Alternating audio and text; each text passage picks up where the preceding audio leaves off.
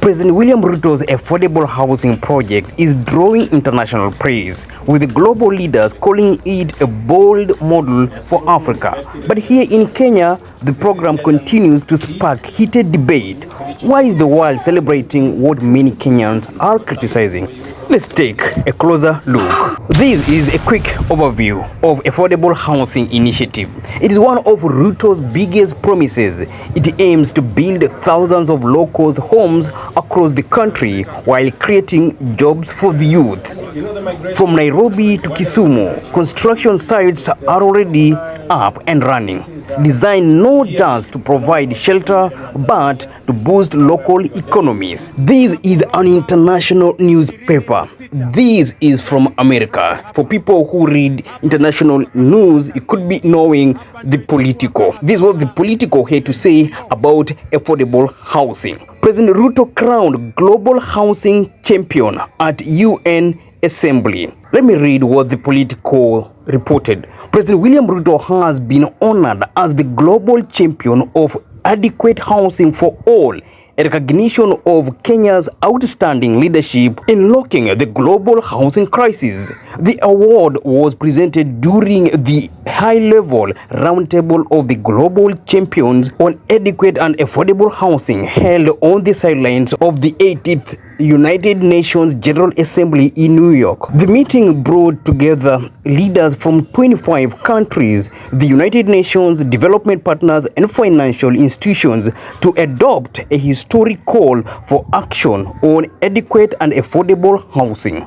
This is what leaders are saying across the world about Affordable Housing Initiative adopted by President William Ruto. To His Excellency President William Ruto for his leadership.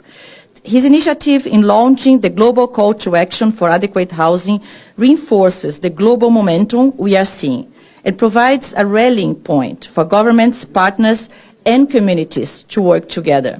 Everybody already said, housing is not simply about shelter.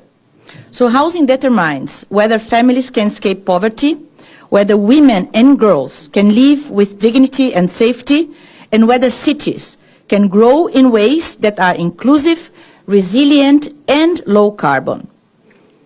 Adequate housing is a social infrastructure, and it underpins progress across all of the Sustainable Development Goals. This is why the situation we face today is so urgent.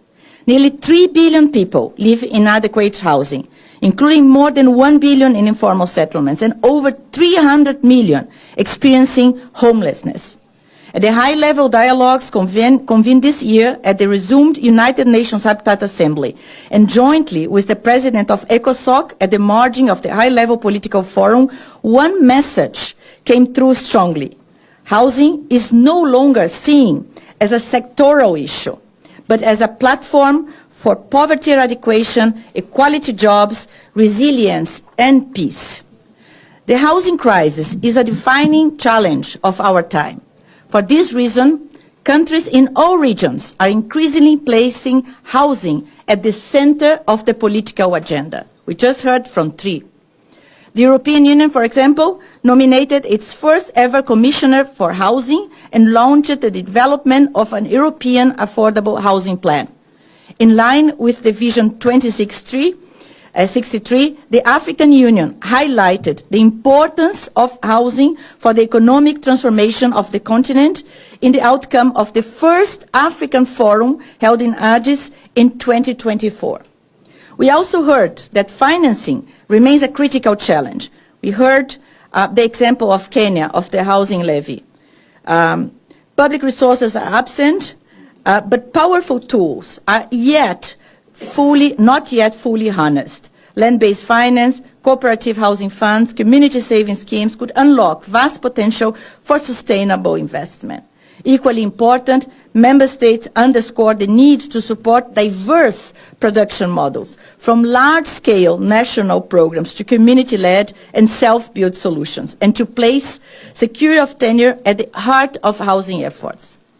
The good news is that for the first time, the international community has a global platform to confront this crisis together. Through the resolutions of the Second United Nations Habitat Assembly in 2023, 190 countries created the open-ended Intergovernmental Expert Working Group on Adequate Housing for All. We have the honor to have the co-chairs here, Minister Tani, France, Kenya are the co-chairs of the open-ended working group on adequate housing for all. With the facilitation of UN Habitat, this mechanism enables governments to share practices, develop guidelines, align financing with real needs, and transform fragmented initiatives into coordinated action at global, national, and local levels. This affordable housing initiative is gaining traction. It is gaining global attention. As I said, internationally, it could be in Europe, in America, but also here in Africa, as the president of Ghana underscores in this speech. Another takeaway is domestic resource mobilization. And I think that President Ruto hit the nail on the head when he talked about the housing fund. And I asked him, I was with him this morning, and I said, well, how are you funding it?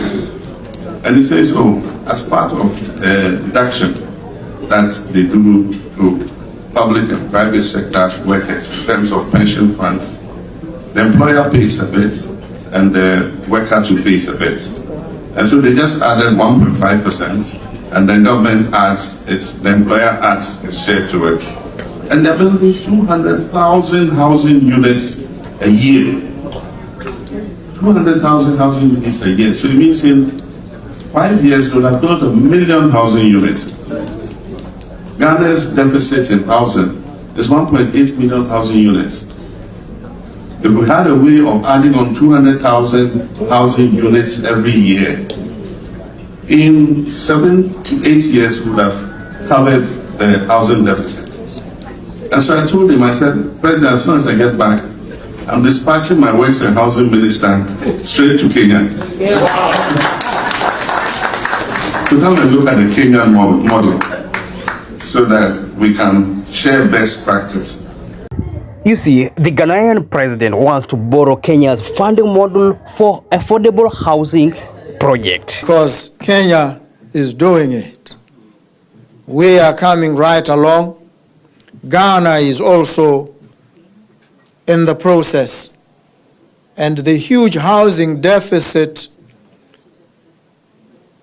that Africa has, as UN Habitat has so accurately mapped it out for us over the years, we hope will soon become a thing of the past. Internationally, Kenya is being applauded. The World Bank, UN Habitat and development experts point out that Africa faces a huge housing deficit.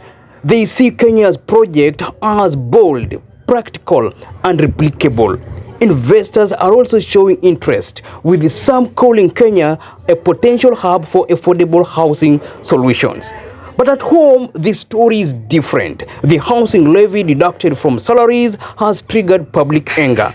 Many Kenyans argue the levy is unfair at a time when the cost of living is already high. Opposition leaders and trade unions have called it burdensome, and ordinary citizens wonder if they will ever benefit from the houses. This contrast is shaping politics. For Ruto, global praise strengthens his image as a visionary leader. But locally, discontent could become a weapon for the opposition as 2027 approaches. The housing project could either be Ruto's biggest achievement or his biggest gamble. So the world applauds Ruto's housing vision, but Kenyans remain divided. What do you think? Should the affordable housing project be celebrated as a long-term solution or rejected as an unfair burden on citizens? Those living in informal settlements pay more for water. They pay more for electricity. In certain instances, they pay even to use basic services like toilets. And therefore, we owe it to humanity for us to assemble whatever resources that we can, harness all the political goodwill that we can, build every other social goodwill that we can find so that we can deliver on this program. You're watching No Lie with Owen.